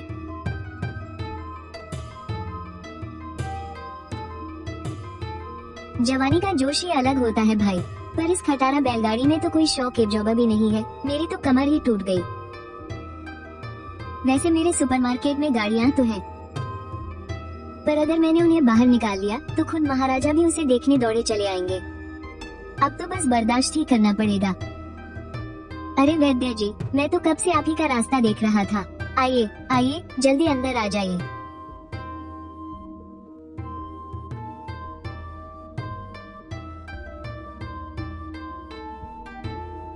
क्या बताऊं वैद्य जी, मेरे शरीर की वो पुरानी कमजोरी अब पहले से भी ज्यादा बढ़ गई है। अपनी घरवाली को देखकर मेरा तो कोई मूड ही नहीं बनता। सिर्फ होंग्यून कोठे में जाने पर ही थोड़ा बहुत मन मच चलता है। पिछली बार आया था तो उधर जाने का मौका ही नहीं मिला। देखिए, आपकी इस बीमारी के लिए पिछले कुछ दिनों की मेरी दिन रात की तपस्या के बाद आखिरकार वो जड़ी बूटी बन ही गई। बन गई? बहुत बढ़िया। सेठ ताऊ, आपसे क्या छिपाना, इन जादुई गोलियों को बनाने में मेरी बहुत सारी ताकत खर्च हुई है। ये सेठ ताऊ, आपकी तसल्ली के लिए आप अभी एक गोली खाकर देखिए। चलिए होंग्यून हवेली चलकर इसका जलवा देखते हैं। दुकान का ध्यान रखना, मुझे और वैद्य चू को एक जरूरी काम से बाहर जाना है। रंगीन महफिल, मैं आ रहा हूँ। वैद्य चू, ऐसा जोर से मत चिल्लाइए, आप तो एक महान संत हैं। पर मेरी बात अलग है। अगर मेरी उस चुड़ैल बीवी को पता चल गया ना, तो वो मुझे मार मार कर मेरी चटनी बना देगी। धत तेरे की, मैं जोश में आकर ऐसे क्यों चिल्ला पड़ा?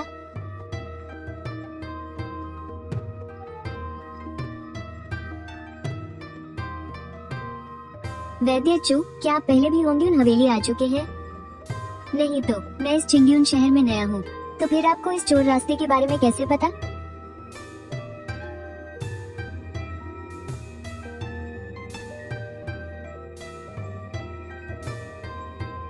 रास्ता दिखाओ। तेरी तो, क्या मैं पैदाइशी कोठीबाज हूँ? किसी भी अंधी गली में घुसो, रास्ता सीधा यहीं निकलता है।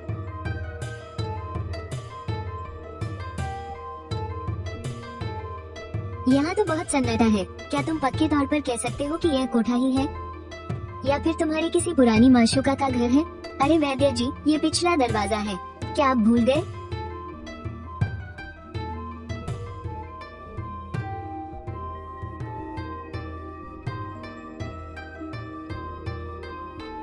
पुराने जमाने में कोठे पर जाने का यही खुफिया इशारा होता है। कुछ गड़बड़ है। पुराने जमाने में कोठे पर जाना तो कानूनी था ना, फिर हम ऐसे खुफिया जासूसों की तरह क्यों मिल रहे हैं? अरे वाह सेठ ताऊ, आज तो आप बड़ी जल्दी आ गए। आपकी शव होम तो अभी तक सोकर भी नहीं उठी है। बाप रे, इसे देखकर तो मेरी आंखें ही फूट गईं। नहीं उठी तो मत उठने दो, मुझसे अब और सब नहीं होता। साला ये कैसा कोठा है, एकदम रद्दी माल। मोटे ताऊ की बेकरारी तो समझ में आती है, पर ये इतने शरीफ और सुंदर दिखने वाले बाबूजी भी इतने बेताब हो रहे हैं। ये तो कोई अमीर आसामी लगता है। बाबूजी, क्या आपके यहाँ कोई खास पसंद है? खास पसंद? अंधी है क्या, देख नहीं रही कि मैं यहाँ पहली बार आया हूँ? ओ रूप की रानी, मैं पहली बार आया हूँ, मेरी कोई खास पसंद कैसे हो सकती है? हाय दया, इन बाबूजी की बातें कितनी मीठी है। अब हम तो ठहरे बूढ़े, हम कहाँ से रूप की रानी हो गए? आपने तो मुझे शर्मा ही दिया। धत तेरी की, मेरा तो मन कर रहा है कि बंदूक निकालूं और सीधा इसके भेजे में गोली मार दूं। पुराने जमाने के कोटों के बारे में मेरी सारी गलतफहमी दूर हो गई। लगता है अभी तुम्हारी दुकानदारी शुरू नहीं हुई है। मैं रात को आऊंगा, तुम अपना काम करो, मेरी फिक्र मत करो। वैद्य जी, आप तो सच में चमत्कारी हैं। आज आखिरकार मैंने झंडे गाड़ ही दिए। मुझे एकदम ताजगी और फुर्ती महसूस हो रही है, जैसे मेरा नया जन्म हुआ हो। आपका बहुत बहुत शुक्रिया वैद्य जी। क्या आप मुझे वो जादुई गोलियां थोड़ी और दे सकते हैं? अरे, हर दवा में थोड़ा जहर होता है, क्या तुम इसे खाना समझकर खाओगे? अपने इस तुलतुले शरीर को तो देखो, जान प्यारी नहीं है क्या? तुम्हें क्या लगता है ये गोलियां सड़क पर यूं ही बढ़ रही हैं? ये कोई कचरा नहीं है जो हर जगह मिल जाएगा। बस ये चंद गोलियां बनाने में ही मेरी सारी ताकत निचड़ गई है। वैद्य जी, आप बिल्कुल सही कह रहे हैं, मुझसे ही जल्दबाजी हो गई। अरे, आप ऊपर क्यों नहीं गए? साला ऊपर जाने से पहले उसका नहा धोकर साफ होने का इंतजार तो करना पड़ेगा ना। हम साधु संतों को इन दुनियावी चीजों में कोई खास दिलचस्पी नहीं है। सेठ ताऊ, मैं तो बस तुम्हारे इस पिछले दरवाजे से आने और इस खुफिया इशारे वाले तरीके को देखकर हैरान हूँ। तुम इस जगह की बात कर रहे हो? मेरी बात ध्यान से सुनो। कोठे का पिछला दरवाजा खास तौर पर उन लोगों के लिए होता है जिनकी बीवियां सख्त होती हैं, ताकि किसी को भनक न लगे, ताकि घरवालियां सीधे यहाँ न धमक पड़े। अरे बाप रे, तुमने तो मुझे डरा ही दिया। ओह, तो ये बात है। कसम से अब तो बस रात होने का इंतजार है।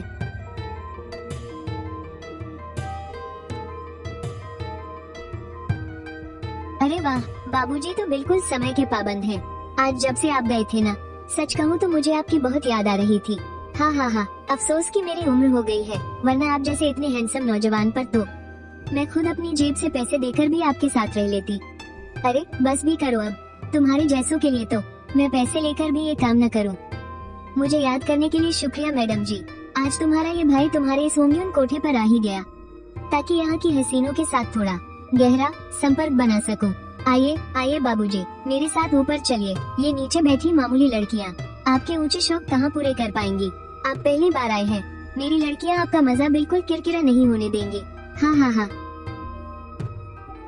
यहाँ कोई सबसे खास सुंदरी जिसे हुस्न की मल्लिका कहते हैं वो नहीं है क्या? ये तरीका तो बिल्कुल गलत है यार। ये लड़कियाँ ठीक ठाक तो है, लेकिन क्या यहाँ दूसरी लड़कियाँ दिखाओ वाला कोई सिस्टम नहीं है? हुस्न की मल्लिका? हाँ हाँ हाँ बाबूजी, आप भी खूब मजाक करते हैं। मेरी वो जो खास लड़कियाँ हैं ना, वो नाच गाने और हर कला में बिल्कुल माहिर हैं। उन्हें तो हर हुनर आता है। लेकिन क्या मैं पूछ सकती हूँ कि आपको साहित्य और शायरी की कितनी समझ है? ओह, तो ये लोग डिमांड बढ़ाने वाली टेक्निक लगा रहे हैं, सही से सस्पेंस बना रही है। थोड़ी देर में मेरी वो लड़कियाँ स्टेज पर अपना हुनर दिखाएंगी। अब ये आप पर है कि आप उनका दिल जीत पाते हैं या नहीं। बाबूजी, आप तो बड़े नटखट हैं। क्या आज रात यहीं रुकने का इरादा है? देखते हैं, माहौल के हिसाब से तय करेंगे। पेश है हमारी हुस्न की मल्लिका सुश्री लोही, जो अब स्टेज पर अपनी कला का जादू दिखाएंगी।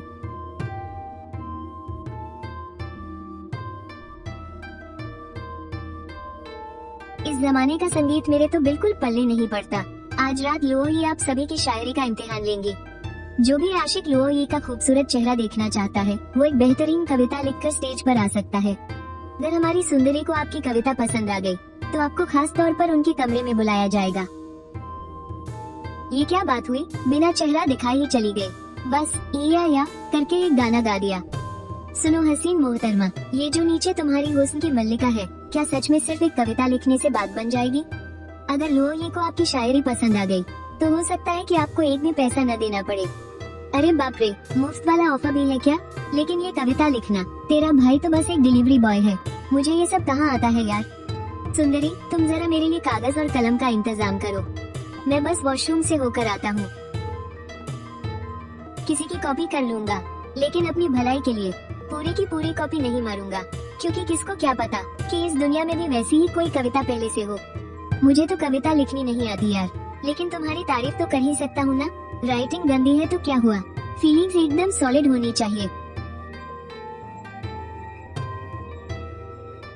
ठरकी कहीं के, लगता है आज रात भी मुझे अकेले ही सोना पड़ेगा। मालकिन, आप इतनी खूबसूरत हैं, जिनमें टैलेंट नहीं है वो आपके लायक कैसे हो सकते हैं? है तो बड़ी दिलचस्प, बस हैंडराइटिंग थोड़ी गंदी है, और वैसे भी मैं कोई अप्सरा तो हूँ नहीं।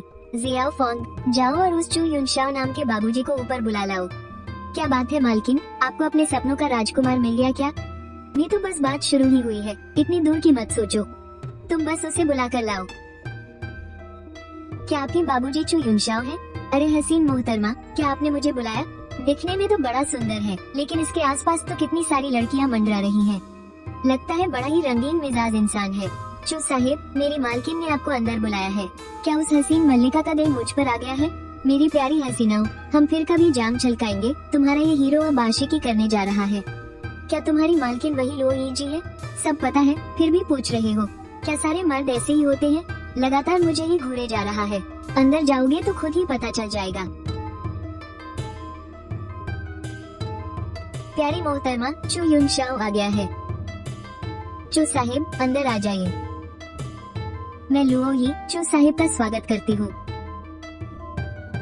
लुओ जी, आपसे मिलकर बहुत खुशी हुई, उम्मीद है हमारा साथ अच्छा रहेगा। धत तेरे की, ये तो बिल्कुल मेरे पिछले जन्म वाली ही आदत है, किसी खूबसूरत लड़की को देखते ही मेरी सिट्टी पिट्टी गुम हो जाती है। आपकी कविता सच में बहुत अनोखी है। अरे वो तो बस जज्बात थे जो लफ्जों में निकल आए, बस दिल की बात थी। जब से मैंने मंच पर आपका वो कातिलाना अंदाज देखा है ना, मैं तो पूरी तरह आपका दीवाना हो गया हूँ। और उस पर आपकी ये तबाही मचाने वाली, मेरा मतलब है आपकी ये बेमिसाल खूबसूरती, ऐसी सुंदरता जिस पर कोई भी अपना होश खो बैठे। मैं इसमें इस कदर डूब गया हूँ कि अब बाहर ही नहीं आना चाहता। कुंवर चो, आप तो बड़ी साफ बात करते हैं, उन ढोंगी और खुद को शरीफ कहने वालों से बिल्कुल अलग।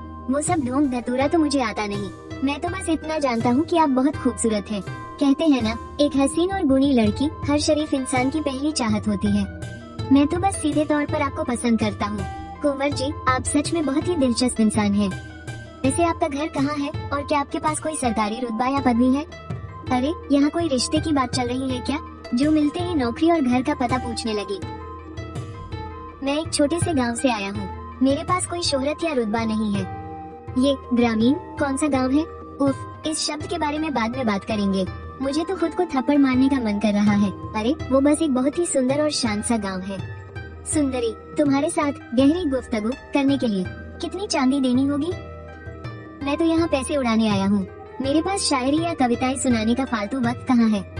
गहरी गुफ्तगू, सुंदरी के कमरे में कदम रखने के लिए आखिर कितने सिक्कों की जरूरत पड़ेगी? लगता है ये भी सिर्फ रूप का ही प्यासा है, पर गलती मेरी ही है, आखिर मैं इस रंगमहल में जो हूँ। अरे यार, अगर मैं जिस्म की चाह न रखूं, तो क्या तुम्हारे साथ भाईचारे की कस्में खाऊं? ये तो इस बात पर निर्भर करता है कि नवाबजादे के पास कितनी चांदी है। क्या सच में ये इंसान इतना सीधा और भोला है? एक काम करो, तुम ही कोई कीमत बता दो, मैं तुम्हें यहाँ से आजाद कराकर अपनी सेक्रेटरी बना लूंगा। ये सेक्रेटरी क्या होता है? अरे, सेक्रेटरी वो होती है जो हमेशा मेरे पीछे पीछे चलती है और मेरे छोटे बड़े सारे काम संभालती है। क्या हुजूर सच में इस नाचीज को यहाँ से आजाद कराना चाहते हैं? तुम्हारी आजादी की कीमत कितनी है? अगर सौदा फायदे का हुआ तो मुझे कोई एतराज नहीं है। इसके लिए आपको मालकिन से बात करनी होगी। हुजूर, मेरी आजादी का फैसला मेरे हाथ में नहीं है। वैसे भी अगर ये खूबसूरत नौजवान मुझे यहाँ से ले जाए तो मेरी जिंदगी संवर जाएगी, लेकिन क्या वो सच में मेरे लिए इतना पैसा खर्च करेगा? लुओ ही के तेवर देखकर तो यही लगता है कि वो मेरे साथ चलने के लिए पूरी तरह तैयार है। उसे बाहों में भरने की तलब को दबाना ही होगा। लगता है आज रात तो बात नहीं बनने वाली।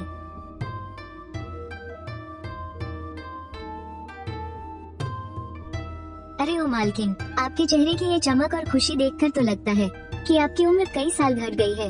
हाँ हाँ हाँ नवाबजादे, आपकी बातें तो बहुत मीठी है। आपको तो बस मुझसे मजाक करना आता है। हाँ हाँ हाँ। अरे आइए आइए, मुझे आपसे एक जरूरी बात करनी है। जी हुजूर, कहिए क्या हुक्म है। कहीं हमारी लड़की ने आपको नाराज तो नहीं कर दिया। नहीं, मैं तो बस ये पूछना चाहता था कि मिस रोई को आजाद कराने के लिए कितने पैसे लगेंगे। अरे ये लॉन्डो लोई को आजाद कराना चाहता है। इसके कपड़े देखकर तो बिल्कुल नहीं लगता कि इसके पास बहुत पैसा है। पहले आजमा कर देखती हूँ। अरे मेरे प्यारे बाबूजी, मैंने लोई को अपने सामने बचपन से बड़ा होते देखा है। आज तक किसी गैर मर्द ने उसे छुआ तक नहीं है। आपके ऐसे अचानक आ जाने से हम माँ बेटी अलग हो जाएंगी। मेरा दिल इसे कैसे गवाही देगा भला। साला ये बस और पैसे ऐंठने का नाटक है और ऊपर से बकवास कर रही है कि किसी ने इस्तेमाल नहीं किया। ये सुनकर तो मुझे और भी मजा आ गया। क्यों ना हम कहीं और चलकर इस बारे में बात करें। यहाँ भीड़ भाड़ है, लोग फालतू की बातें बनाएंगे। मालकिन, मैं साफ साफ कह देता हूँ, लोहे को तो मैं हर हाल में अपने साथ लेकर ही जाऊंगा। इस लौंडे को बेवकूफ बनाना आसान नहीं है। ये तो पक्का खिलाड़ी लगता है। हम माँ बेटी का रिश्ता बहुत गहरा है, लेकिन क्योंकि तुम लोहे को इतना चाहते हो इसलिए तुम मुझे बस 2000 मोहरे दे दो। लेकिन हाँ, घर ले जाने के बाद मेरी बच्ची को बहुत प्यार से रखना। भाड़ में जा तू। 2000 मोहरे? तू सीधे सीधे डाका क्यों नहीं डाल लेती चुड़ैल। तुम जरा यहीं रुको, मैं अभी 1 मिनट में हल्का होकर आता हूँ।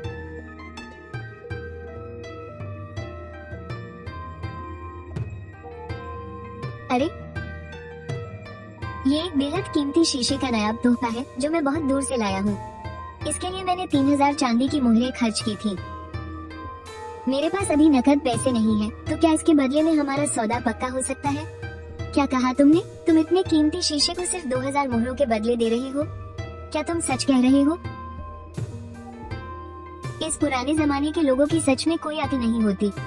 मेरे एक कबाड़ के बदले इतनी खूबसूरत लड़की मिल रही है। खैर, तुम्हारा भाई खुश है। मैंने कोई मजाक नहीं किया। आखिरकार मैं इस कोठे से जा रही हूँ जहाँ किसी भी पल मेरी इज्जत लुट सकती थी। पर मेरे सामने जो ये आदमी है, मैं इसके बारे में कुछ भी नहीं जानती। क्या अब मुझे इनकी औरत बनकर रहना होगा? मेरी बच्ची, मैं तुम्हारे लिए बहुत खुश हूँ।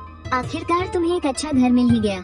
हालांकि मेरा दिल तुम्हें भेजने को बिल्कुल नहीं कर रहा, लेकिन तुम्हारे अच्छे भविष्य के लिए मुझे भारी मन से तुम्हें विदा करना ही पड़ेगा। साला, एक तो फायदा भी उठा रही है और ऊपर से सती सावित्री बनने का नाटक। चलो सुंदरी, मैं तुम्हें आराम करने के लिए सराय ले चलता हूँ। अरे मोहतरमा, आप यहाँ क्या कर रही हैं? मालिक, मैं अपनी मालकिन की खास दासी हूँ। चूँकि अब आपने इन्हें आजाद करा लिया है, तो मेरा भी आपके साथ चलना ही बनता है। ये तो साला एक पर एक फ्री वाला ऑफर मिल गया। ठीक है, फिर तुम भी हमारे साथ ही चलो। अब काफी रात हो चुकी है, तो हम यहाँ और रुक कर मालकिन को परेशान नहीं करेंगे। हम चलते हैं। सेठ जी, 2 सबसे बढ़िया कमरे बुक कर दो। पैसों की कोई फिक्र नहीं है। कमरे एकदम साफ और शानदार होने चाहिए। स्वामी, सिर्फ एक कमरे से ही काम चल जाएगा। शियाफोन तो दासी है, वो पास में रहकर हमारी सेवा करेगी। हे भगवान, मेरी किस्मत इतनी मेहरबान। सच में इस जालिम पुराने जमाने की बुराइयां भी कितनी हसीन है। मुझे ये सब बहुत पसंद आ रहा है। महाराज, आपके लिए शाही कमरा नंबर 1 हाजिर है। आपको पक्का पसंद आएगा। एक बार सेवा का मौका तो दीजिए। तुम दोनों अंदर जाओ, मैं बस अभी तुम्हारे पीछे पीछे आता हूँ।